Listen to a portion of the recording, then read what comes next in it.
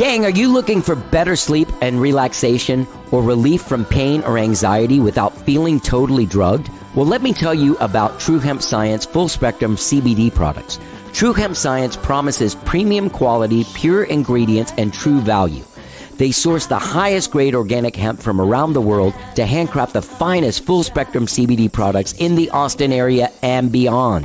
They offer a complete line of full spectrum CBD products including oils, tinctures, skincare lotions, sports rubs, gummies, and chocolates. Gang, I have been using their products for the last few months and they've lowered my anxiety and they've given me incredibly restful sleep. The kind of sleep that when you wake up, you feel rested and ready to take on the day as opposed to waking up feeling anxious or waking up feeling groggy. Well, gang, I have good news, too. How Did I Get Here has teamed up with True Hemp Science to bring you a special offer that benefits all of us. Spend $65 or more at TrueHempScience.com and receive 296 milligrams of their number 81 distillate, which is great for sleep or relaxation, for free. That's right, gang, for free. Just go to TrueHempScience.com/HDIGH. That's TrueHempScience.com HDIGH. Balance your body and mind with True Hemp Science full spectrum CBD products. Let's get down. And you may ask yourself, well, how did I get here?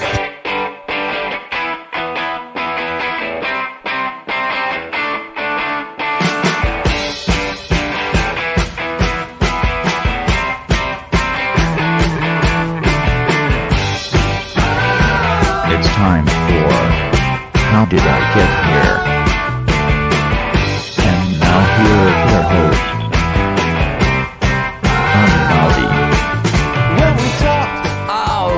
Hello, I'm Johnny. I'm your host. Welcome to the show. I hope you guys all had a good weekend, whatever it is you did this weekend.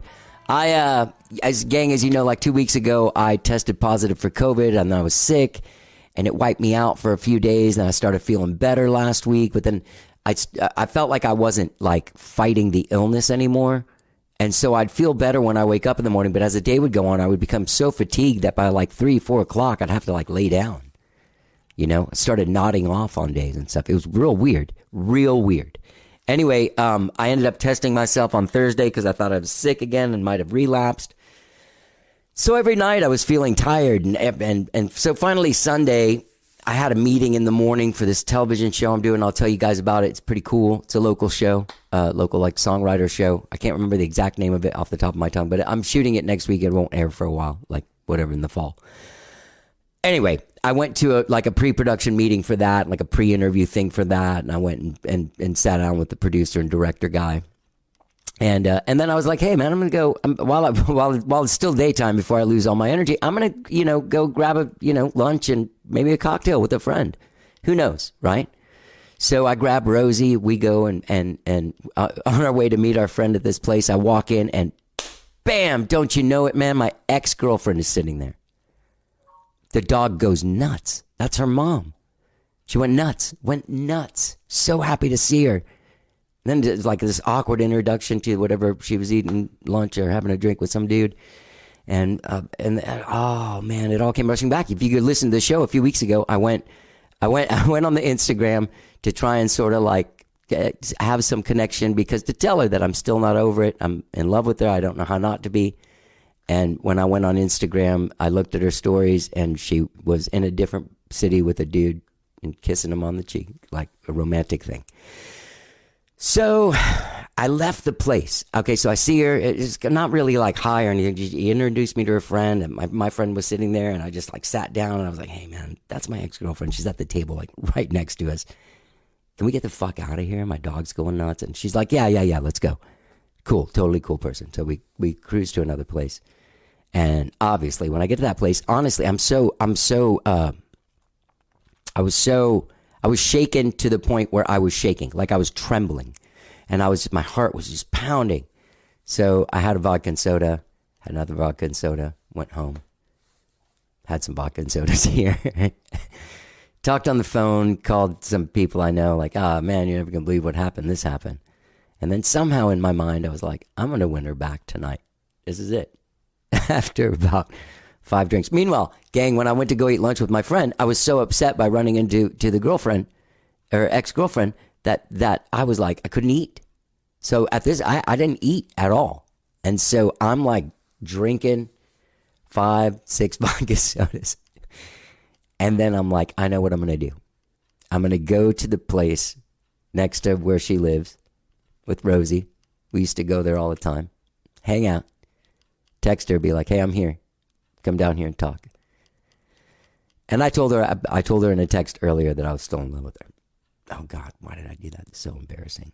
Why am I telling you guys? Because it's true. We've all been fucking through this, right? And I need to talk about it. I need to talk about it in a place where I feel safe. And here, I feel safe with you guys. You know, I know it sounds weird because it's going out there, but you're getting the rest of the story too. Because if you listen to how upset I was just from seeing her on Instagram, imagine running into her in person. So I text her. I'm like, hey, I'm at the place with the dog, the place we used to go and hang out all the time. Our default hang. And hanging out there, she texts back. She says, hey, man, I'm dating someone. Sorry you're in this world of shit you live in. Bye. So talking to my old roadie, Jake, my friend, and he's like, hey, what are you doing? I'm like, I'm at the place where we used to go, and I invited her down, and she said, no dice, got a guy. So me and Jake went drinking. And Rosie, we took Rosie with us. It's pretty fun. Anyway, Uber Pets. I took an Uber Pet, just so you know. I didn't just jump in my car after 6 vodka sodas. There's Uber Pets. Costs a little more, but you can take your dog in an Uber. So anyway, that's what happened that night. Terribly disappointing. Woke up yesterday feeling humiliated, you know, and realized that probably, outside of even just like how sick I've been, I probably shouldn't be drinking. Probably right now in the mental health state that I'm in, I probably shouldn't be drinking. And I probably need to sort of like sit down and focus on how to pull myself out of this mindset I've been in. So I'm going to live my life, go out there to places where maybe I can meet people, but also take this time to sort of work on myself so that emotionally I'm prepared when the opportunity does come a knocking. I'll be in a good enough place to be like, all right, you know, because seeing what happened to me over the last couple of weeks from seeing her on Instagram and running into her in person, I'm not in any kind, like, I didn't realize like how much of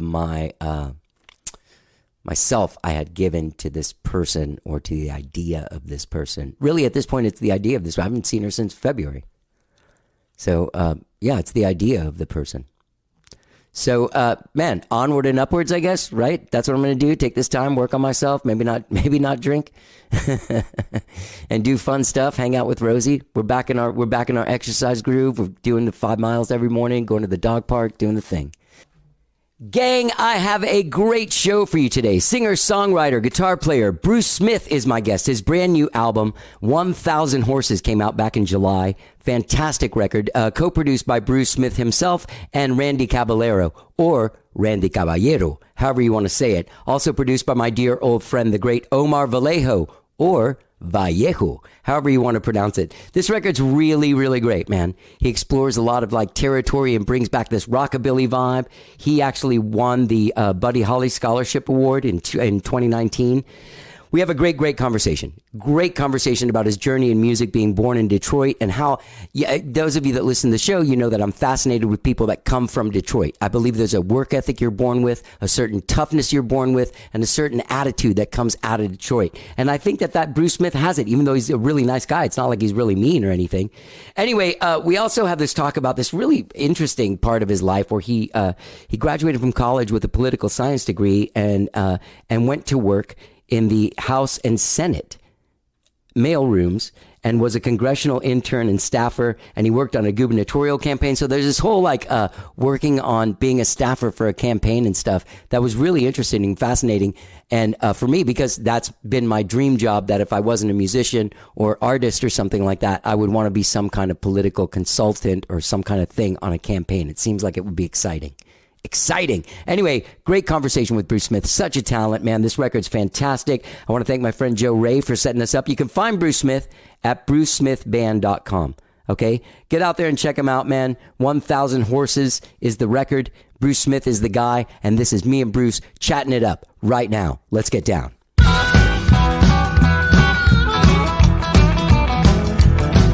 I'm rambling, I can't be traveling, jabbling, ambling, scrabbling, dabbling, babbling. See my preciosa, little Anna Rosa. I got to tell you, no, sir. No, I'm out some more.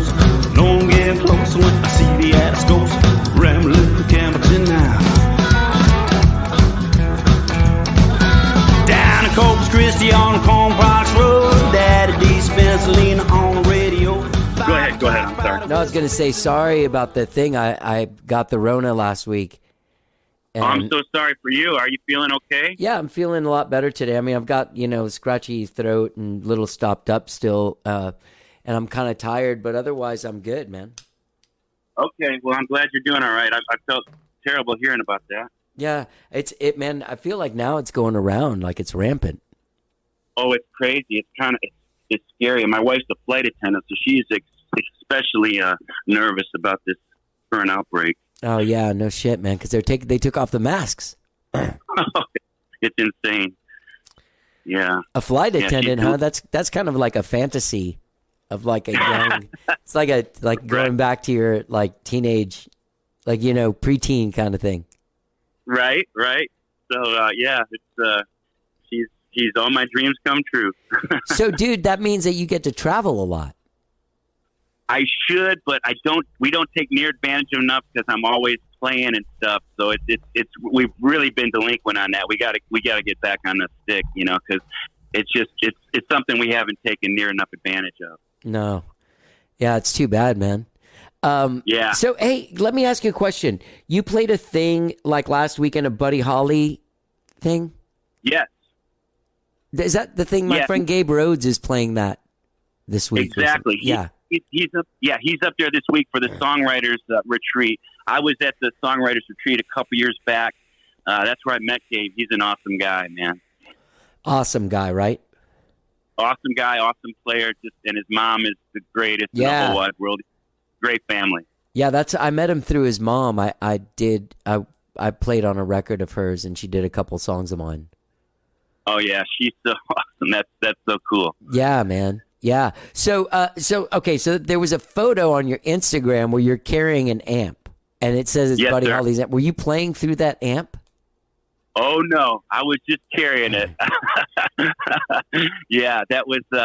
We were taking stuff from the Buddy Holly Center over to the Buddy Holly Hall where the performance was, and I got to transport it. So it was like an out of body experience, man. I started tearing up. I bet, man. Yeah, it was really something. So yeah, it's a beautiful old Gibson amp, and just you saw the tubes on it. So cool. Yeah.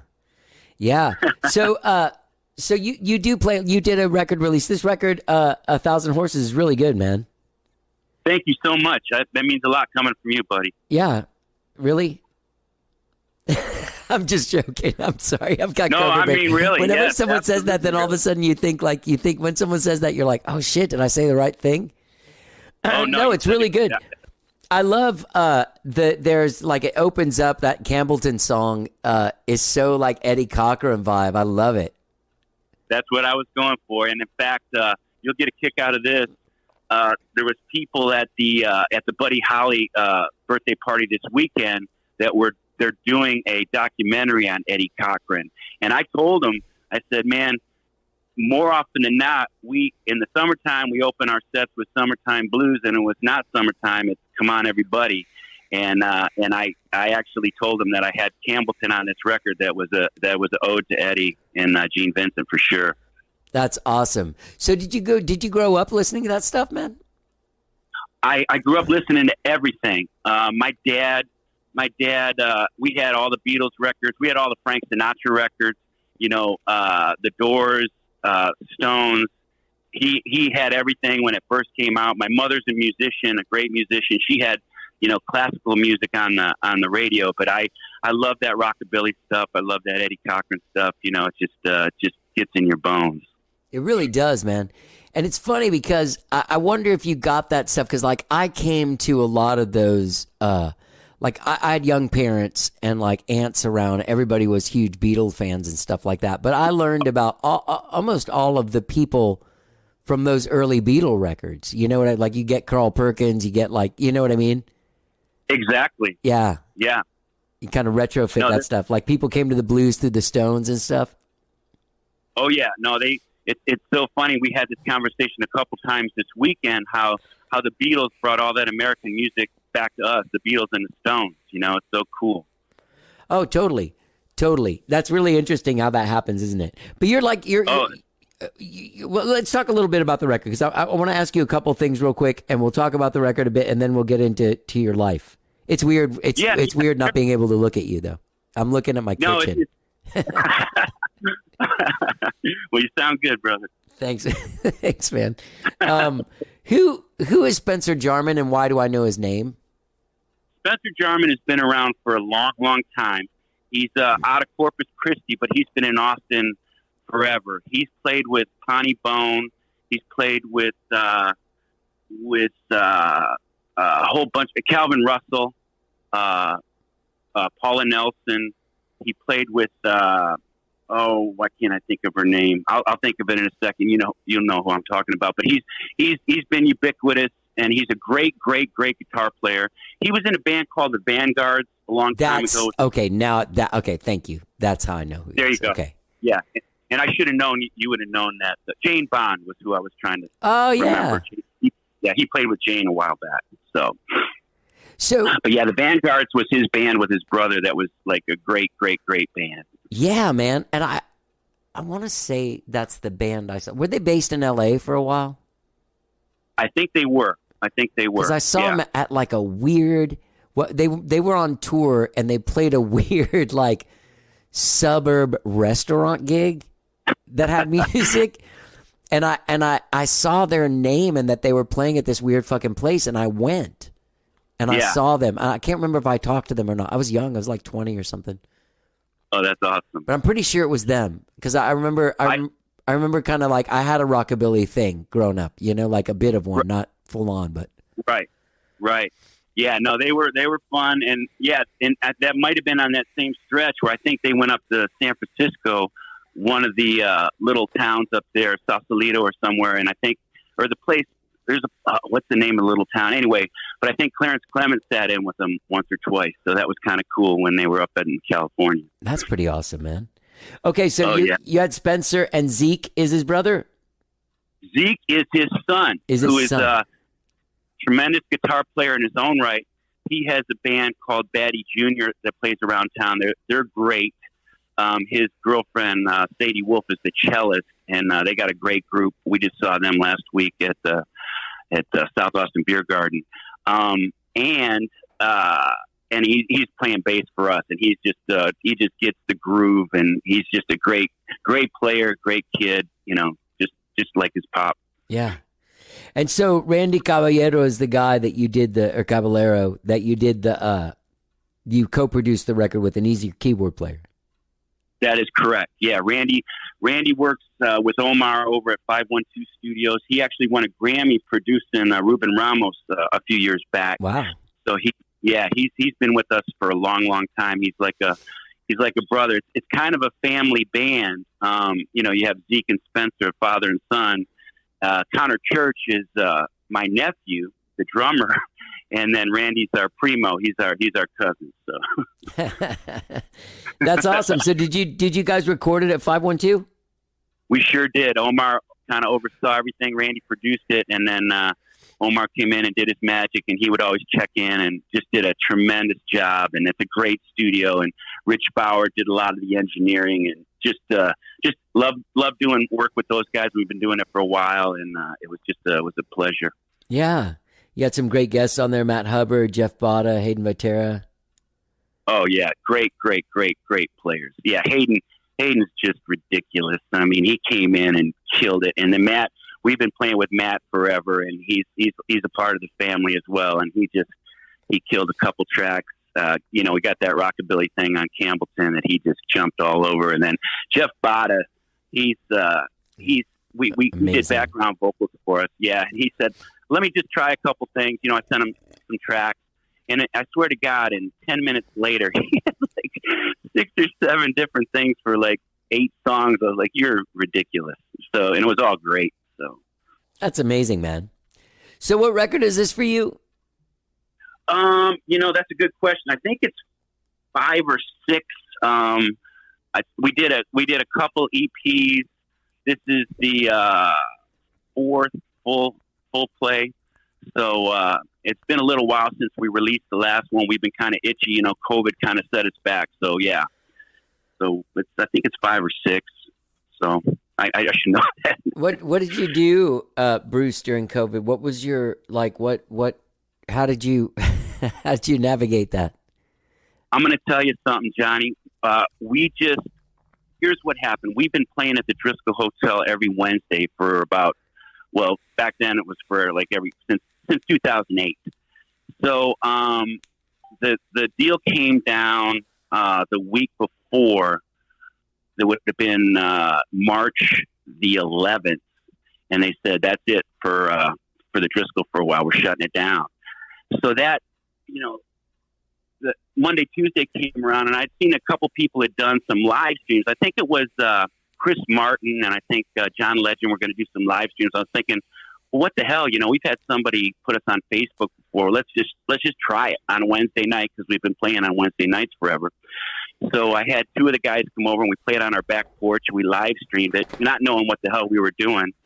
And we had so many people tune in, and we had the Venmo up there, and people were overly generous.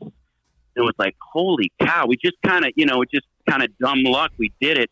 And you know what? We did it every week for the rest of COVID. So we did like 55 shows every Wednesday. And I'm telling you what, Johnny, it kept my wife and I sane. You know, it was something to look forward to. She got into it. The first night we're getting ready to play, you know, I just set everything up, and all of a sudden, you know, her friend was over, and she's like putting stuff up on the window. I'm like, what are you doing? She said, oh, you're having a stage. I'm like, okay.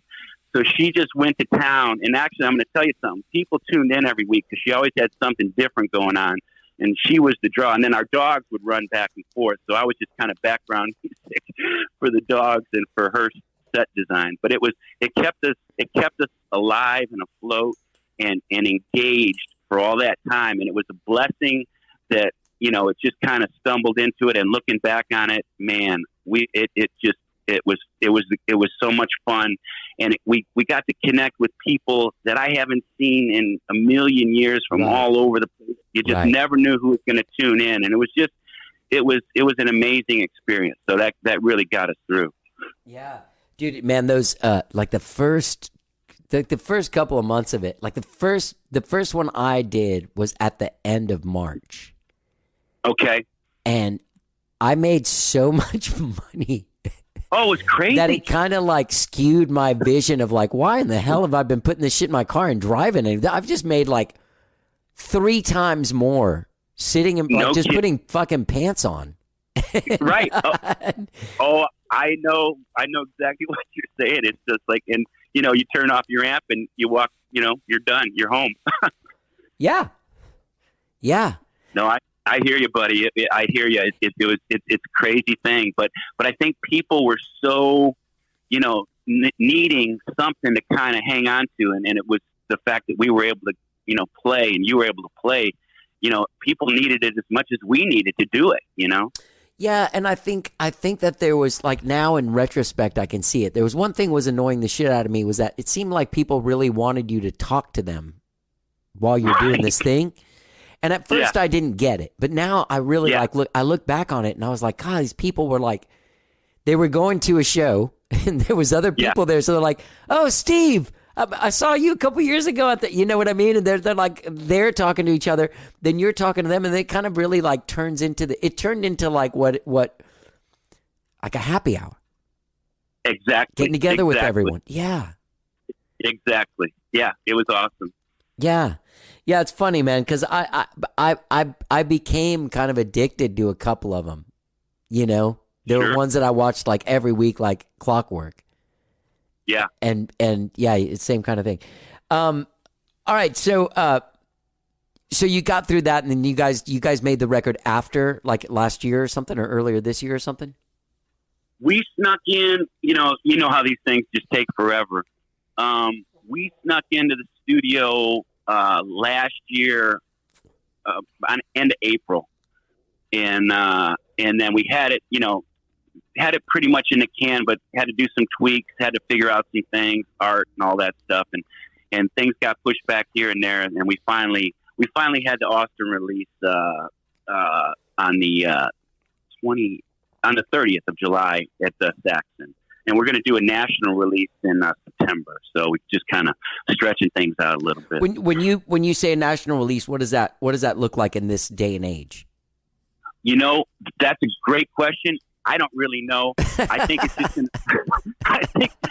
just gonna, I think it's gonna buy me a little bit of time just to get it to some more independent radio stations out there that might be interested in it. You know what I mean? And I've been delinquent in getting it out, and you know Joe Ray very well, and she's a sweetheart, and we were going to shoot for the end of August, and we just kind of had a little conversation last night. She said, well, let's just push it to end of September. I was like, I'm in, you know? So when I figure out what that national release is like, I'll tell you exactly. Okay. Well, cause now it's so weird. It's like everything, like I saw, and I see this in a lot of stuff that people are like, hey, pre-order this thing. And I guess if you pre-order it, then there is a chance that it'll chart the day that it comes out. Is that right? Is that why people want you to pre-order something? I believe so, but you know what, Johnny? I don't even understand that process. You know what I mean? Because there's people that are like, hey, pre-save my record on Spotify. I'm like, dude, what the fuck? It's not even out yet. Like, why do I need to start doing this now? But I guess it's because there's so much shit coming at you all the time you forget. And there's so many records being uploaded. Oh yeah. And yeah, so I don't understand it, but yeah, I think they want the big line in front of the concert before you purchase it, I guess. Right.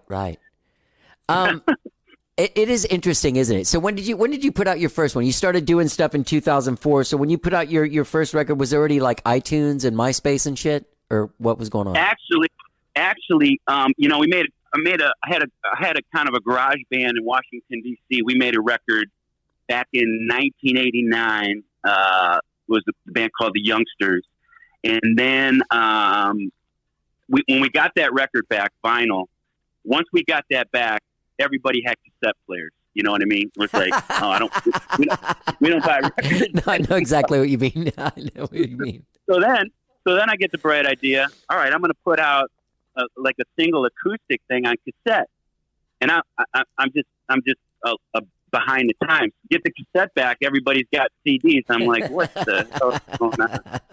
So we finally did a CD outright in 1999. I was living in New York, and we recorded in Lafayette, New Jersey, and we made a record in '99 and called "Lover's Vow."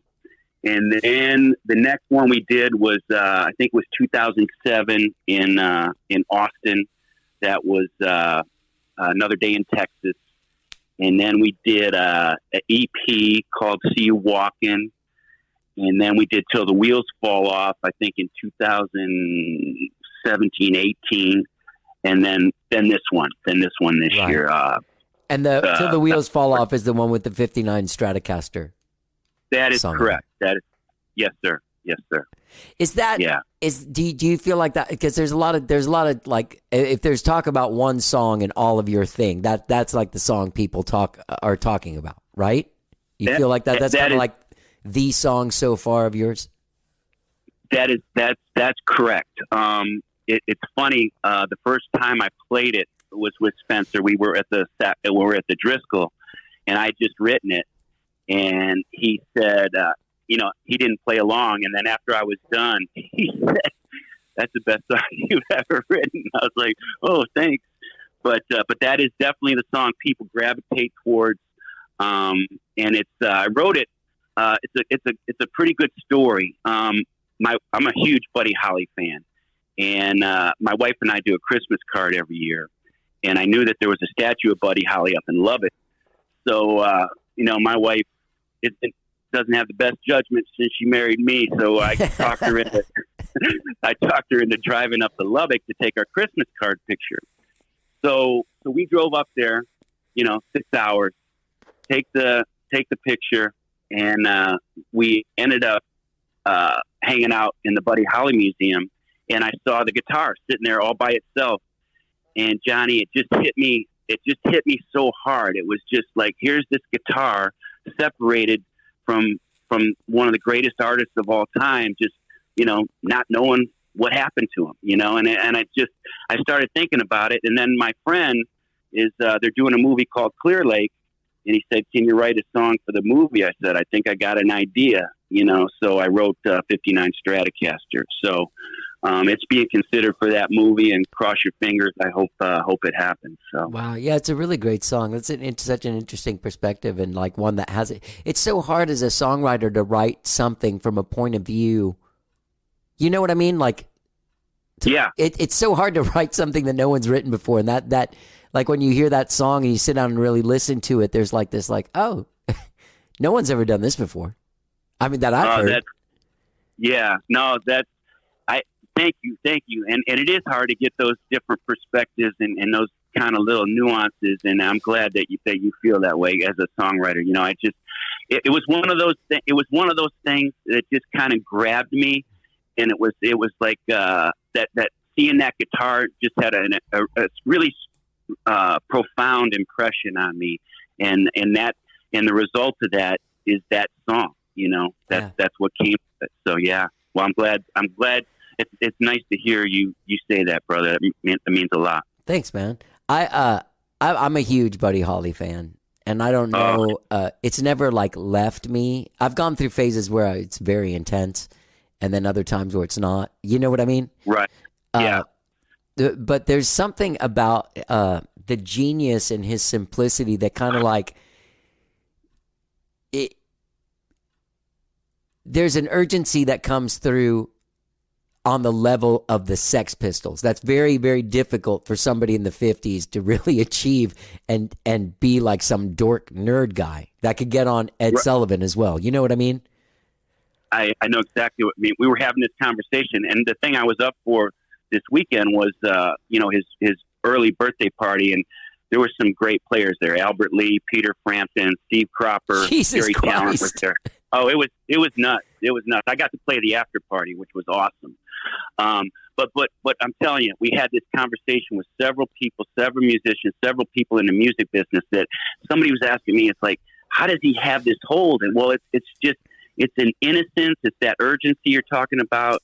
And it's that honesty. Yep. And it's just, and it's been,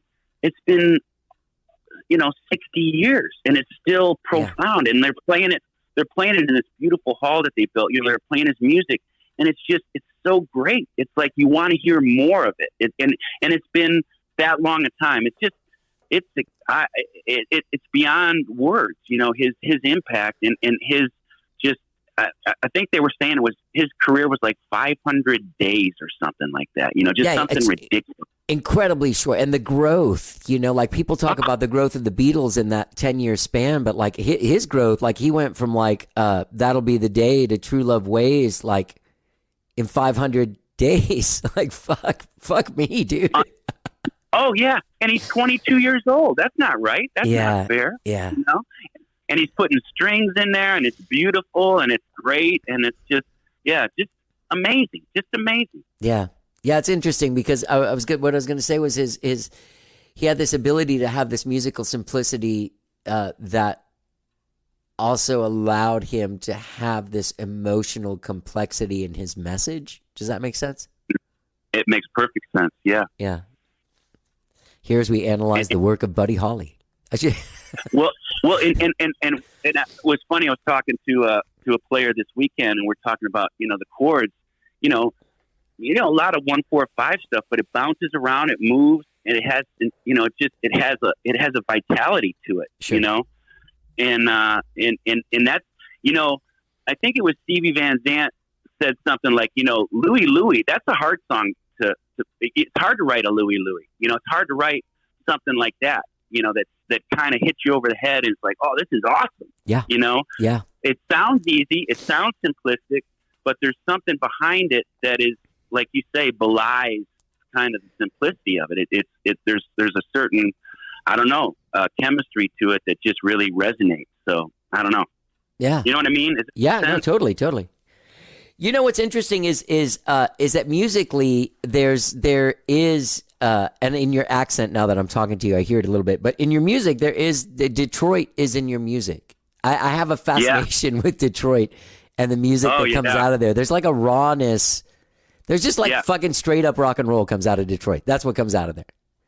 Kick out the jams, you know? Exactly right. Yeah, exactly right. The Stooges, Ted Nugent, even though I hate him, Kid Rock, even though I hate him, Jack White, Bob Seger. Yeah. Even Eminem, you know? Even Eminem, yeah. There's a definite, like, there's something about, like, there's like a hardworking, middle class, car building, also like fuck you kind of attitude that comes out of there. That's so amazing. Yeah, and I think it's definitely a blue collar mentality. It's definitely, you know, I've been working all week, and you know what? Now I'm going to have a good time. And like you say, fuck you. Here we go. Yeah, exactly. So you were only there until you were in junior high? We moved there when I was a sophomore in high school.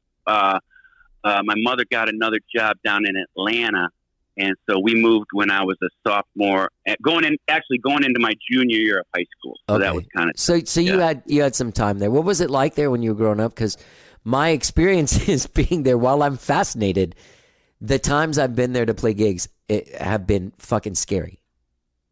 Okay, yeah, like really scary. Well, there's some, you know, it's definitely a tough town. It's been a tough town, you know, ever since, you know, 67 riots and stuff. There's always been a little something in the air. I never had any bad experiences. I was a kid, you know, my dad all the time. We used to, you know, get on the bus and go downtown and go to baseball games and all that. We used to go to concerts at Cobo Hall, you know. Oh, yeah. Yeah, dude. That's when Kiss Alive was made. Yeah, exactly. I saw, it was funny because Peter Frampton was there up in Lubbock this weekend, and I had seen, before the live album came out, I saw that tour, and Gary Wright opened up for him at Cobo Hall. So it was really? Awesome. Yeah, it was awesome. And then I saw, not too long after that, I saw Ted Nugent up there before Cat Scratch Fever came out, when he was just following that great Ted Nugent record, you know, where he let Derek St. Holmes sing, and he just played the guitar, and it's a great record. Yeah. But listen to this lineup. It was Ted Nugent, Montrose, and Jay Ferguson. Who's Jay Ferguson? Jay Ferguson did Thunder Island. You remember that song? Yeah. So, but one thing about Detroit, and this is what I tell people, you know, when I was growing up, there was 3 or 4 FM radio stations that hardly ever played commercials. And if you went to a party, one of those stations was on. You know, I mean, sometimes you played records, but you didn't need to, because all those stations were playing just amazing music all the time. And there was a good competition because they were all solid radio stations, you know. So it was really cool. And, you know, Jay Giles used to come to town and kill it. And they were from Boston, but they were basically adopted by Detroit, and they had that same mentality. So musically, you know, Bob Seger said, you know, the greatest rock and roll audience are Detroit audience. You know, shit, I've known that for 10 years. There's something to that. You know, there's something to that. I don't know what it was. Maybe it was the stations, and it was, you know, there was Motown. There was great music coming out of there. So it was great. I feel really fortunate to have had kind of that upbringing, especially, like I said, with my parents being so musically inclined. I was really, really fortunate to be in that area, I think. Yeah, totally. So then you said you moved to Atlanta. Were you, when did you start with music? Like, when did you connect with music to the point where you wanted a guitar? Did someone give you one, or what happened? You know, it's a circuitous story. I always wanted to play. I always played sports in school, and I fooled around with the guitar a little bit, and I'd play, and I'd, you know, play the chords and have fun, and it was invigorating and exciting, and I always loved music. I always wanted to be a rock and roller, you know.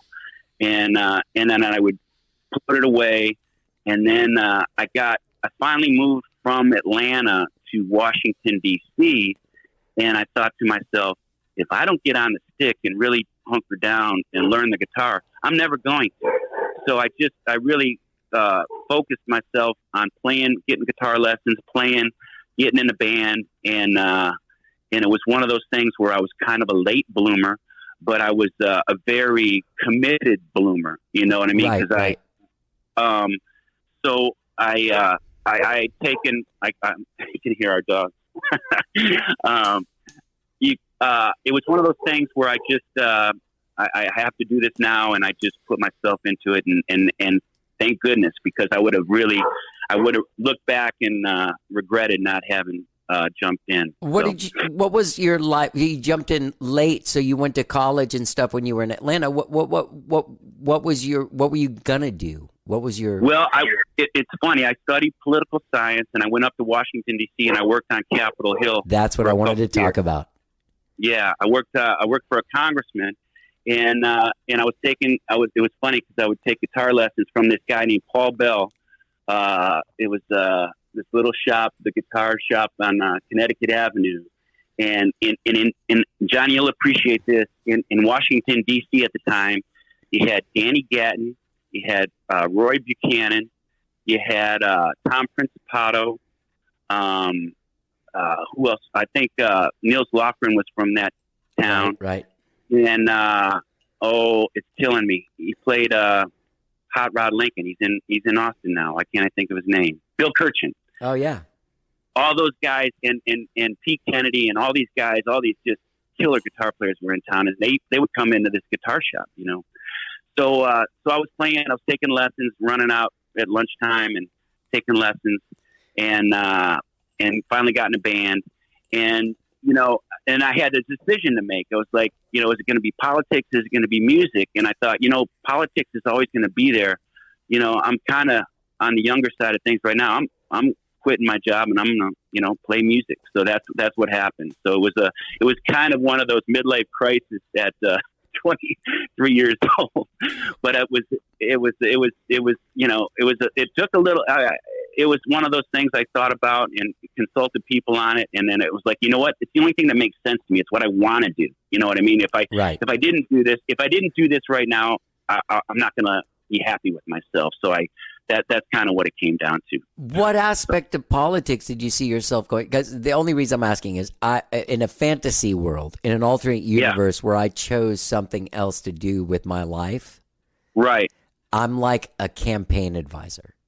Oh, I like that. And I would do even still, I think I'd do coke, like cocaine. Like I'd be one of those guys. Yeah. But I have this fantasy, and I love this strategy. I just love that whole aspect of it. Like I do, it's weird and it's creepy. I'm fascinated by the game of it all. Oh yeah, and that's a great.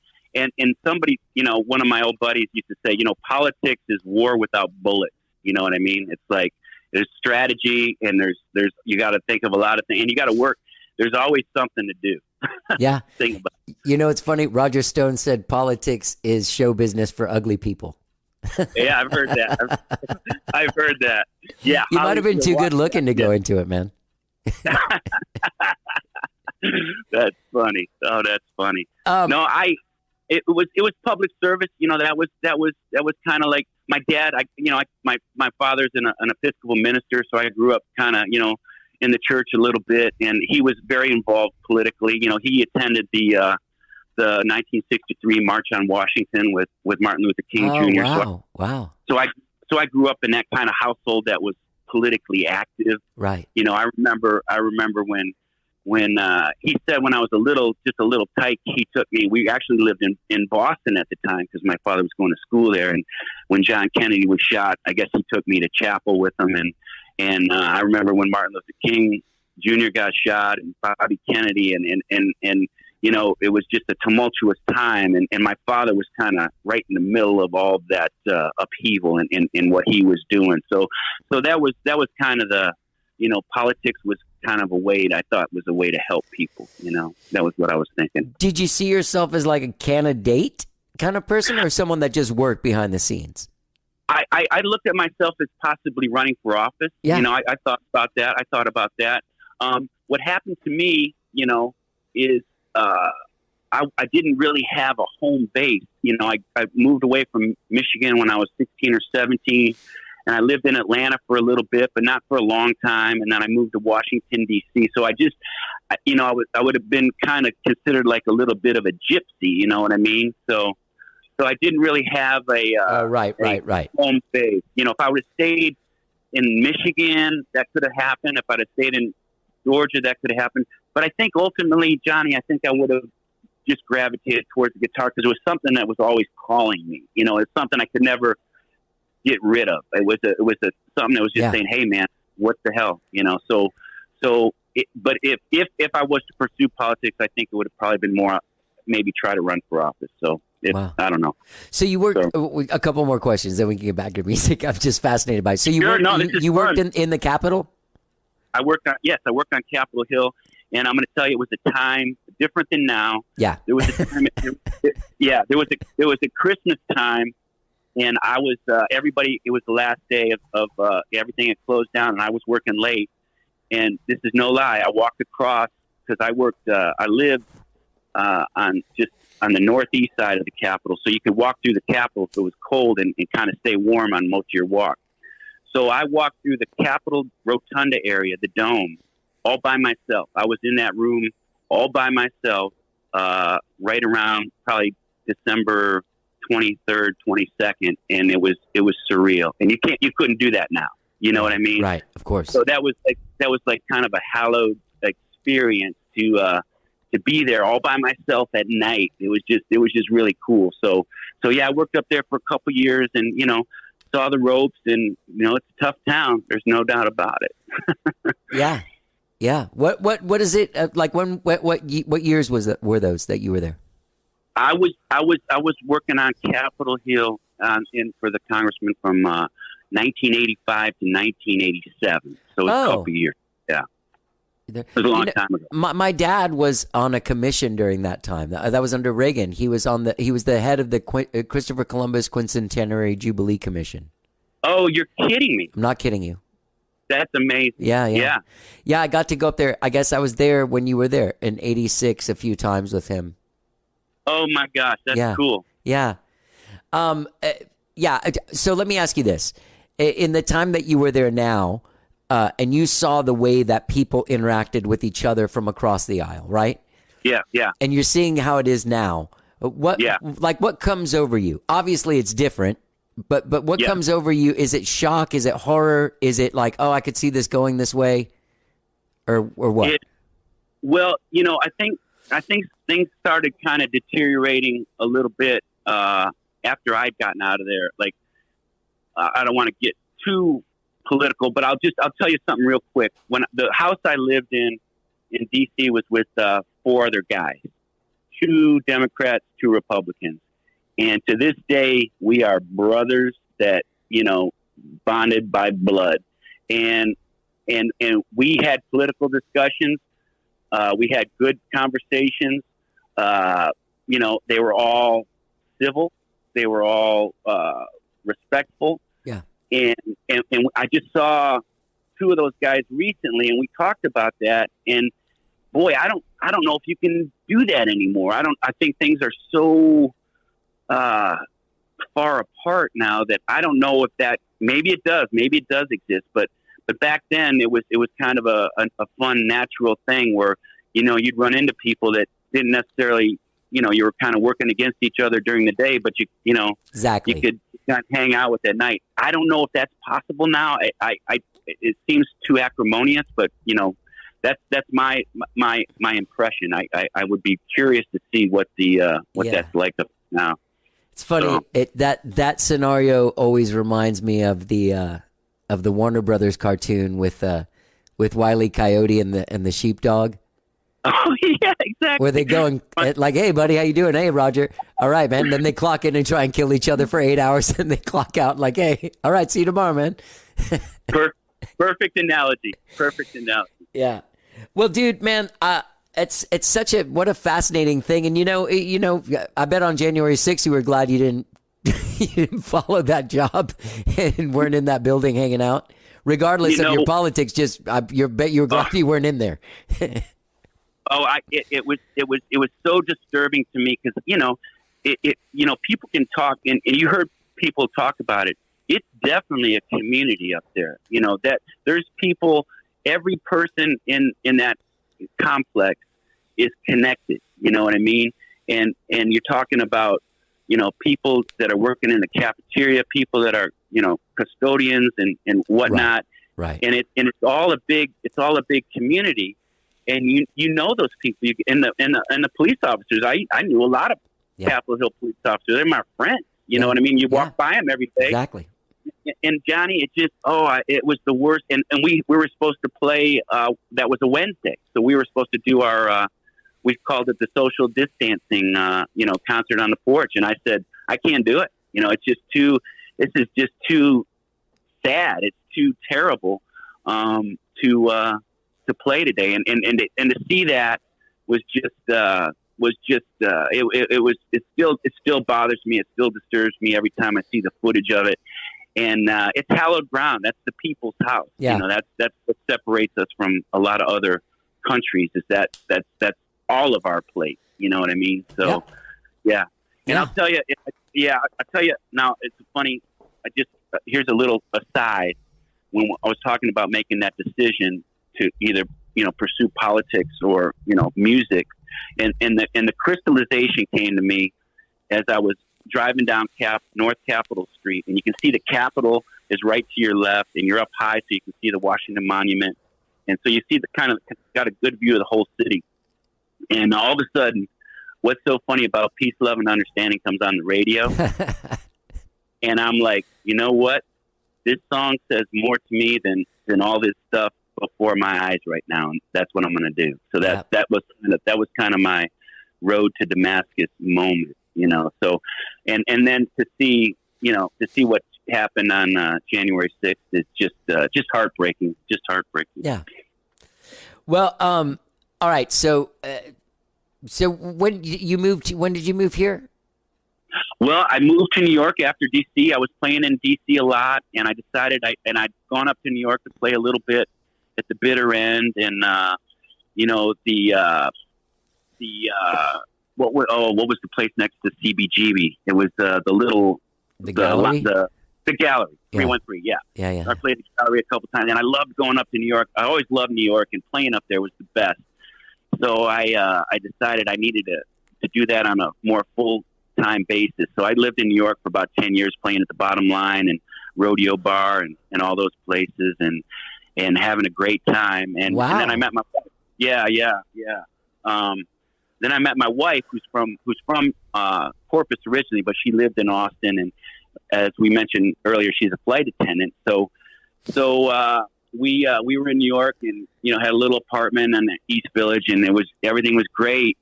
And my band, we had made that record, and we got some good reviews out of it. We were doing okay, and then the guys kind of started drifting apart in terms of their commitment, and there was a little break in the action, and coming full circle, it was after the 2000 election, which infuriated me.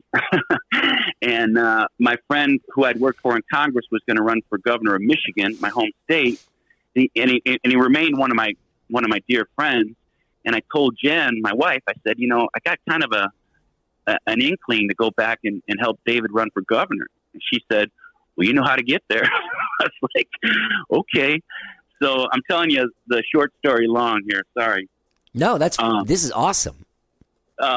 So there was a little time in the band where, things weren't really gelling. So I was like, I considered going back, and I thought, well, if I don't help my buddy out, what am I going to do? Yeah. So I went back, and this is crazy.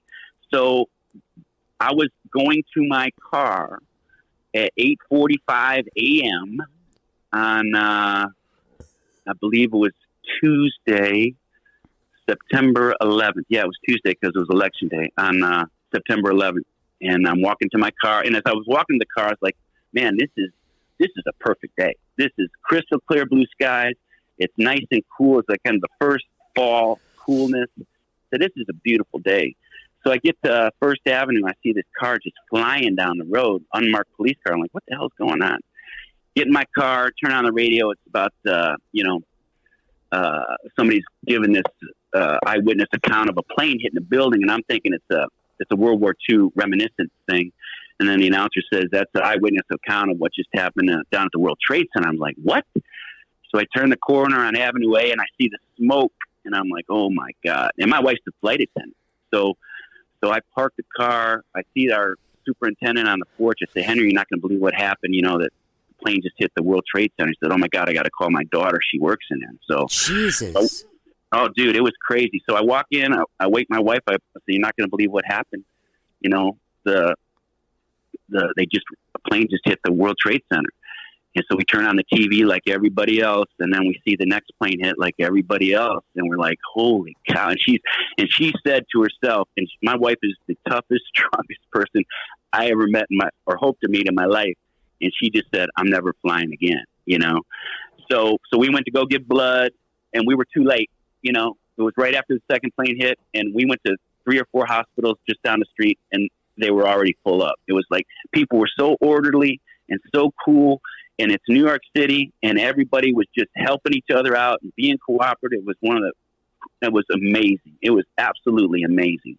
And that was, I was going to Detroit to help my buddy out on that very second. You know what I mean? It was just so crazy. And then the decision we made was like, I thought the guy I was going to work for could make things better. You know what I mean? So that was ultimately the decision. So I ended up going to Michigan. We got our asses kicked. You know, we didn't have any money. We worked hard. We did good, but we were fighting an uphill battle. And it was, that whole year was hell for my wife. It was just hell. You know, we thought I was going to be able to come back to New York. We're going to keep the apartment. Well, her friend didn't want to move into New York after that. And it was just, and she's a flight attendant, and it was just it was a nightmare. And so she didn't know anybody in Michigan. I was working all the time. So at the end of the campaign, we're done. We go through all these cities, and we go through all, pluses and minuses of several cities.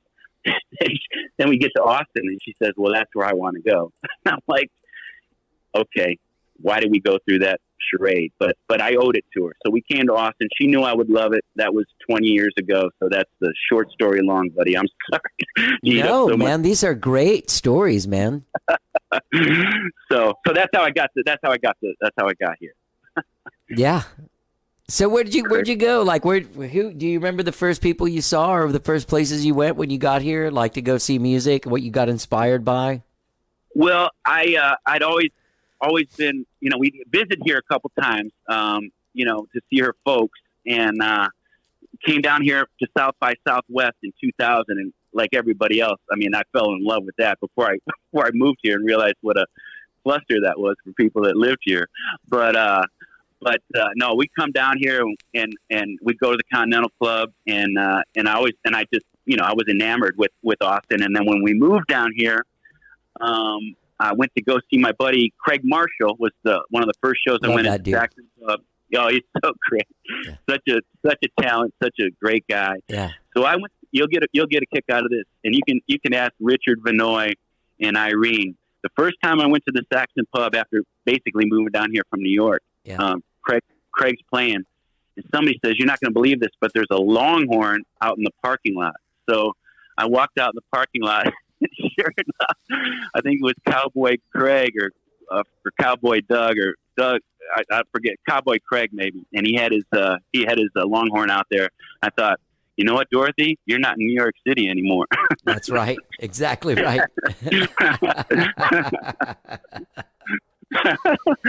So, but I had seen Alejandro at Marie's Taco after that South by Southwest, and I fell in love with him. And I'd known about him before, and so just seeing him down here, it just it's magical. It was a great time, and I stumbled into the Long Branch Inn way back when JT Van Zandt was running the open mics over there, and Calvin Russell was playing, and Brad Robisky, and that's where I met Matt Hubbard and Spencer and Craig Marshall, and it was a great night. That's the most fortuitous thing that ever happened to me was stumbling into the Long Branch Inn on a Monday night. And I wrote a song called The Long Branch Inn, which is basically about going to church, Austin, Texas style. And that's where I got my musical baptism down here for sure. Oh, that's a great story, man. Have we ever met? We never have. I've known about you forever, but I don't think we've ever crossed paths. I know we know a lot of the same people, but I don't think we've ever bumped into each other, which is hard to believe. Here's what I'll say is I kind of knew your name, but when I saw your pictures, I was like, I know that dude. Well, so I must have seen you play along the way. Where'd you work?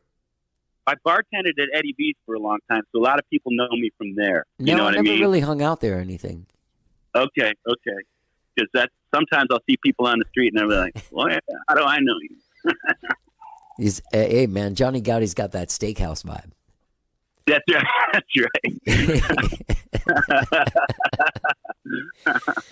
right. So what do you got coming up like in the next couple months? Well, we're going to be, we've been playing at the Armadillo Den every other month or so. We'll be back there on the 15th. Of what, August? Yeah, the 15th. It's next Monday, actually. Gosh almighty, it's next Monday. Yeah, this won't come out before then. Sorry. Okay, that's fine. Hopefully we'll be back in the saxophone. We play at the Driscoll every Wednesday. We've been doing it for 14 years, every Wednesday from 7 to 9. We play at Guero's the first Friday of every month. We've been doing that for a long time, thanks to Bobby Fuentes, from 6 to 9. And we'll be in Pflugerville at the Spirit of Texas Brewstillery on September the 17th. And we'll be in Smithville October 29th at Fat Cat, which is supposed to be a pretty cool place. I hadn't been there yet, but I've heard good things. And, so hopefully we'll get back to the Saxon soon. That's like our home away from home. And, crazy. Yeah. So those Guero shows are fun, man. You know, that was another thing that kept us alive during COVID, because they could open up. I think we started playing there in June or July of 2020. Oh, and really? So that was a way for the band to keep connected, because they made more than 50% of the sales on food, and they had the outdoor venue. So they were a perfect setup, you know what I mean? And they could social distance where you could still get a lot of people in there. And like you talked about earlier during COVID, man, people were so generous with their tips during that time up there. It was really, really something. Yeah. Yeah. So, well, people can find out where you're playing by going to brucesmithband.com. Correct. And that's finally been updated and still getting tinkered with, but it's finally getting to be an operational website, which it wasn't for a long time. So, yeah, absolutely. Yeah. Well, dude, it's been really great talking to you. You're really interesting dude who's led a really fascinating life. Well, Johnny, you're too kind, and it's been a pleasure. Thank you for having me on this show. You're an institution, and I really appreciate the opportunity to talk with you. And you're an awesome dude, man. Really, thank you, man. Your reputation is well deserved, sir. Thank you, man. Also, the record's fantastic. 1,000 Horses. Get out there and check it out. Available now wherever it is you stream and download your jams. And yeah, dude, great talking to you. My pleasure. Hopefully, sir. I'll meet you soon. Much. Absolutely. All right, buddy. See you, brother. 5 o'clock, Friday whistle fixing to blow. Wheels of whack the gas. That's Bruce Smith, gang. His album, 1,000 Horses, available now wherever it is you stream and download your music. Campbellton is the name of the song that you just heard there. You can find it. Get out there and check him out, man. This guy's really, really great. Find him at brucesmithband.com. And hey, gang, don't forget when you're out there checking out brucesmithband.com, you can subscribe to this podcast wherever it is that you listen to podcasts. Apple Podcasts, Spotify, TuneIn, Overcast, Stitcher, anywhere. New shows every Tuesday, every Friday, sometimes 3 shows a week. Sometimes they're a little late like today. Sorry about that. There was a little snafu in the machine, but well, yeah, it all works out, doesn't it? Anyway, thank you so much for listening to the show. I want to thank Bruce for doing the show. I want to thank Joe Ray for setting it up. I want to thank you for listening. Thank you for listening. Have a great week, whatever it is you're doing. Follow us on Facebook. How did I get here? You can follow me on Instagram and Twitter. I am at Johnny Gowdy. Let's get down.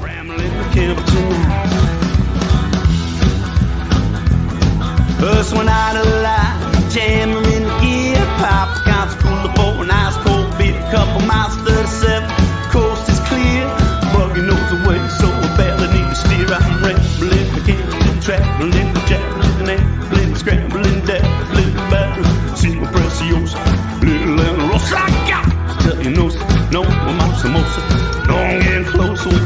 the Atascosa, I'm rambling Campbellton now. There ain't a W in Campbell cause it ain't no town. Probably named it after some old campground. They ain't even got a horse, nary a cow, but my baby rings the bell, keep it coming round.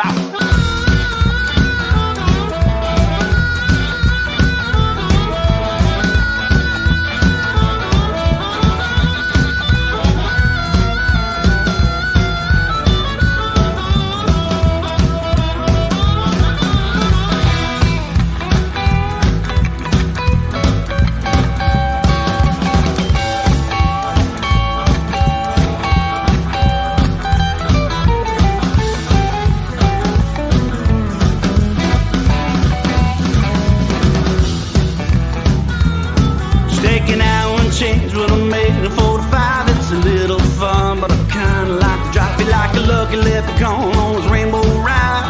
Baby waiting for me on the other side. I'm rambling, Campbellton, traveling, my javelin, rambling, scrambling, dabbling, babbling. See my preciosa, little and rosa. I got to tell you no, sir. No, my samosa. No, I'm getting closer when I see the Atascosa. I'm rambling, Campbellton now.